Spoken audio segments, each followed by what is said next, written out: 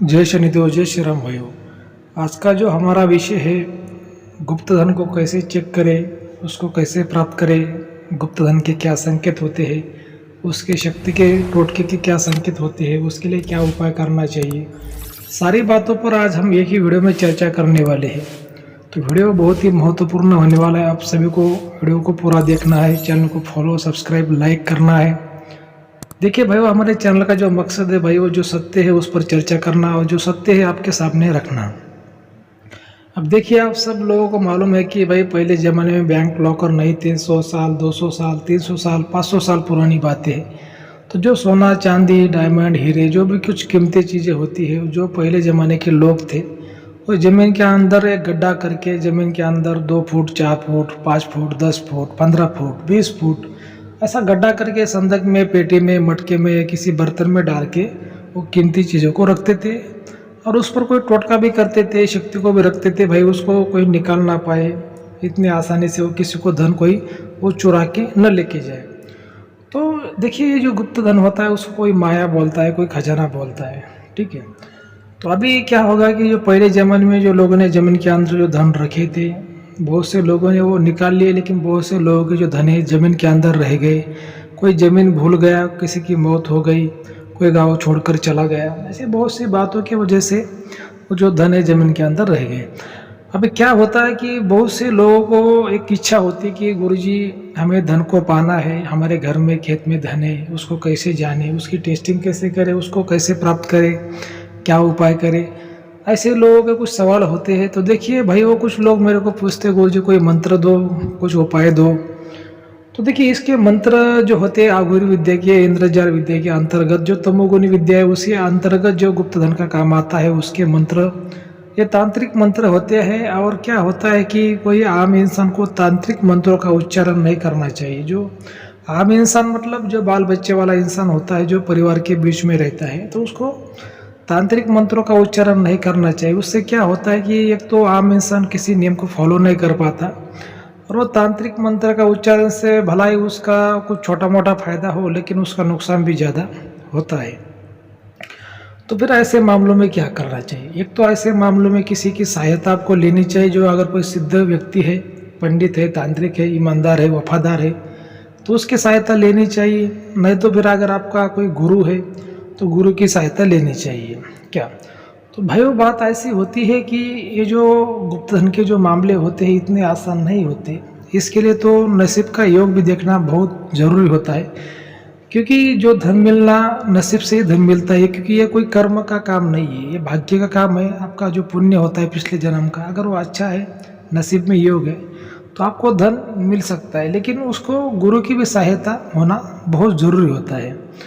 तो देखिए, क्या होता है कि बहुत से लोगों को ऐसा लगता है कि भाई अगर हम कहीं पे धन है, गड्ढा खोदेंगे, उसको निकलने की कोशिश करेंगे तो धन हमें मिल जाएगा। तो देखिए भाई, वो ऐसा बिल्कुल भी नहीं होता। और धन पर जो टोटकी शक्तियाँ होती है वो इतनी आसानी से धन को निकालने नहीं देती। और वो जहाँ पे धन है वहाँ पे शक्ति आपको नहीं दिखाएगी, आपको कहीं और दिखाएगी। आप वहाँ पे खोदने की कोशिश करोगे, वहाँ पे कुछ मिलेगा नहीं।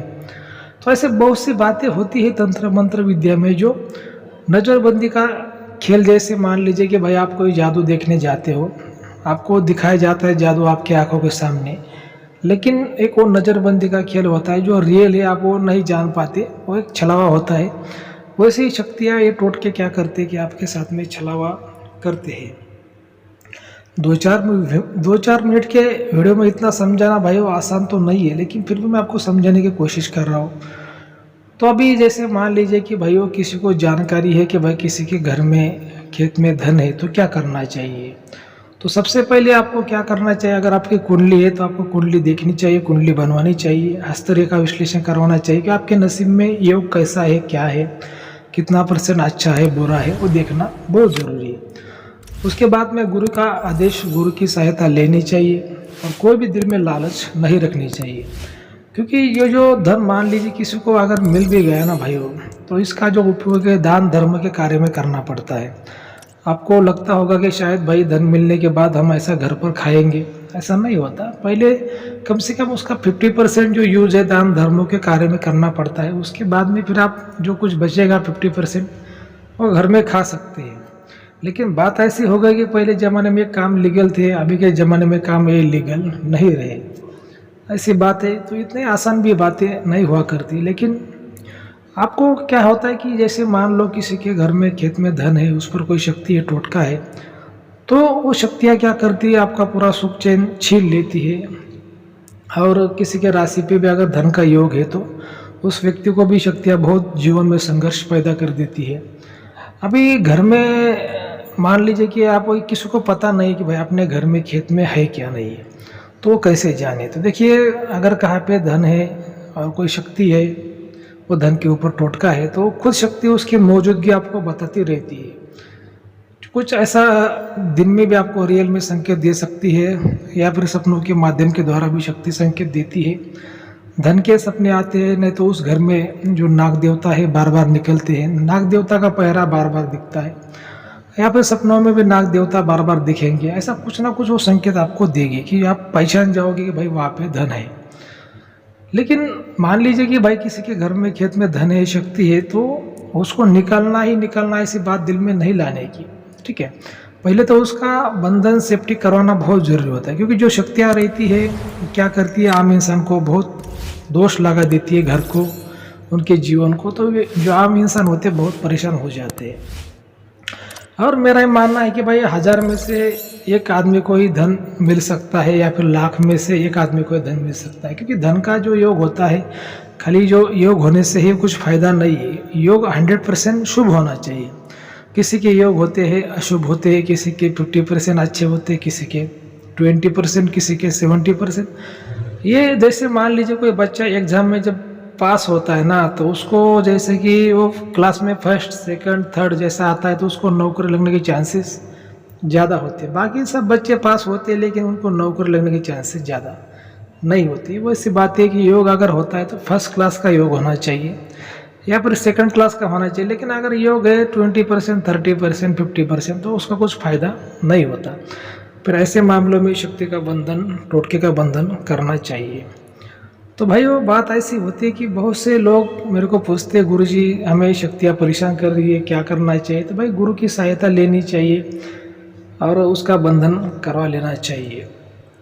अभी बात ऐसी होती कि कोई लोगों का कहना होता है कि गुरुजी कोई तांत्रिक ने काम किया, लेकिन वहाँ पे कुछ मिला नहीं, वहाँ पे कुछ बिच्छू निकले, वहाँ पे कुछ कोयले निकले, ऐसा निकला वैसा निकला। भाई वो के छोटे मोटे तांत्रिक लोग लालच में काम करते हैं, और लालच में काम करने के बाद में वहाँ पे तो कुछ मिलता नहीं, लेकिन शक्ति रुष्ट हो जाती है, शक्ति क्रोध में आ जाती है, उल्टा आपके ऊपर ज़्यादा हमला कर देती है।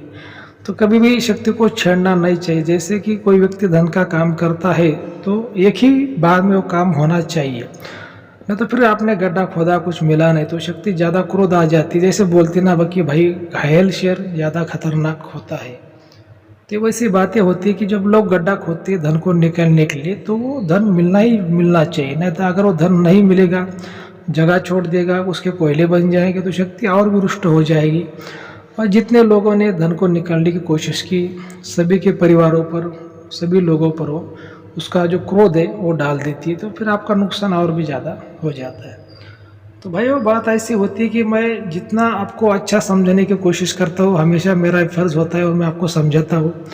लेकिन मेरा आपको हमेशा संदेश रहता है कि भाइयों, क्या है कि कानून के खिलाफ, धर्म के खिलाफ कोई भी काम मत करिए, अच्छा काम करिए, नेक काम करिए, गुरु करिए। गुरु के बिना जीवन में ज्ञान नहीं है, गुरु के बिना सुख नहीं है, शांति नहीं है, धन नहीं है। गुरु ही सबसे बड़ा इस ब्रह्मांड में माना गया है, त्रिदेव से भी बड़ा गुरु को माना गया है। तो अगर आप अच्छा गुरु करते हैं तो आपको जीवन में बहुत से संघर्ष आपके कम हो जाते हैं, जो दुख है वो कम हो जाता है।